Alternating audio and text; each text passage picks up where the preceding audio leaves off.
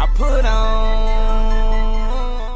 All right, man, I had the pleasure of talking to my man Bomani Jones from ESPN's Around the Horn and Jim Rome is Burning. The brother from Durham, North Carolina, laid the smackdown. We talked about the NBA lockout, all right? So check the interview out. I follow him on Twitter. He's a beast on Twitter. He's host of the Morning Jones on the Score on Sirius Channel 158. He also writes for ESPN.com, and he's a regular panelist on ESPN's Around the Horn and Jim Rome is Burning. Mr. Bomani Jones, what's happening, dude? Hey, man, can't call it. How are you? Hey, man, I'm blessed by the best, man. Let's get right to it. NBA lockout. What's going to be the long-term effects, man? We're going to have basketball because we ain't got no damn football right now. There's a lot of wives going to get killed and people going to get strangled out here if we don't have no basketball either. What's going on, man?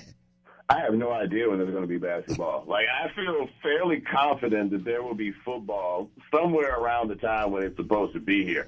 Basketball, I have absolutely no idea. I mean, the owners have basically said that their plan is to break the union, and Billy Hunter, hey, if you're running the union, you can't see that and then just say, well, let's get back to it. No, they can't get broke. At the very least, they got to fight for as long as they can.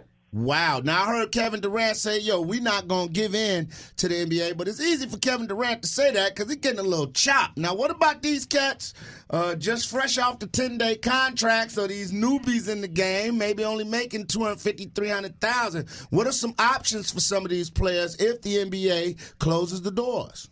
Man, I guess they could do like Ron Artest tried to do. Now, this is after that lockout, but, you know, when Artest played for the Bulls, he went and applied for a job in Circuit City so that he could get the discount and put Jerry Krause down on the application as a reference. I'd recommend some cats try something like that. Oh, my goodness, man. Well, after the lockout takes place, while the lockout is taking place, some questions I have for you. What are some teams that after this lockout is over are going to make some moves, and who do you see making some major moves and really reconstructing their teams? Well, the thing about this year is that most players and teams really made their plays at the end of the last collective bargaining agreement. So this year going into free agency, Carmelo Anthony was the only free agent of consequence because he's the only one whose agent was dumb enough to get him, stuck out there not under the last collective bargaining agreement.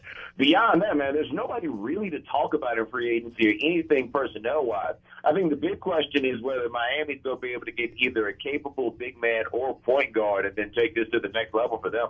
But beyond that, man, now that these doors are shut, I am fascinated to see just what all of this is going to be because I don't even think there are going to be that many moves. What's your outlook on the Chicago Bulls for next year? They made a great run only to be beat by the Miami Heat. They got a great star in Derrick Rose, Joakim Noah, Luol Deng. They got a nice core group of guys. Can they add anything to the mix to make themselves better? Yeah, they need another really good player. I think Derrick Rose is the only really good player they have, and Kang Dangalang is the only guy they have that's good at offense and at defense. After that, man, there's a bunch of regular dudes on that team. Like, Keith Hogan was the man when I was back in school. Keith Hogan is a regular dude right now. Right.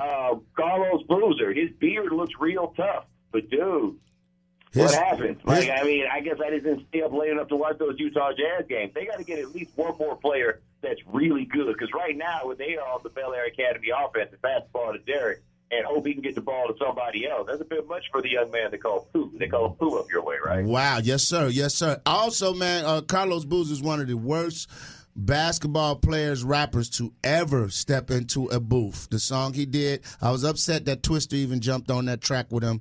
Shame on you, Twister. Now, Bomani, give us a little insight on the swag you have on Around the Horn, dog. When you win, you break out the Ric Flair Championship belt. Now, it's not just a regular belt because I'm a wrestling fan. You pull out the one Ric Flair, the Nature Boy, used to rock, man. What became of that? What made you start doing that, man?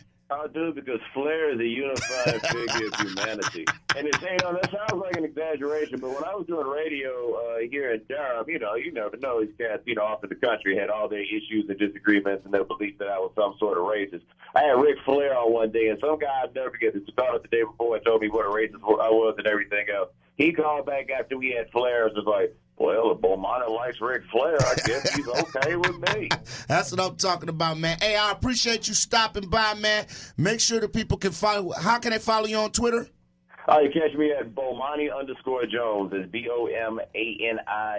BOMANI_Jones, and I appreciate it, bro. Hey, man, we want to keep you in the loop and you know, talk about everything basketball when it comes up, okay, brother? So check in with us again sometime. Hey, man, just give me a holler. And, man, I gave you 2 album covers for your tournament seeds, man. Public Enemy's Yo Bum Rush the Show and NWA Straight Outta Compton. 2 classic album covers.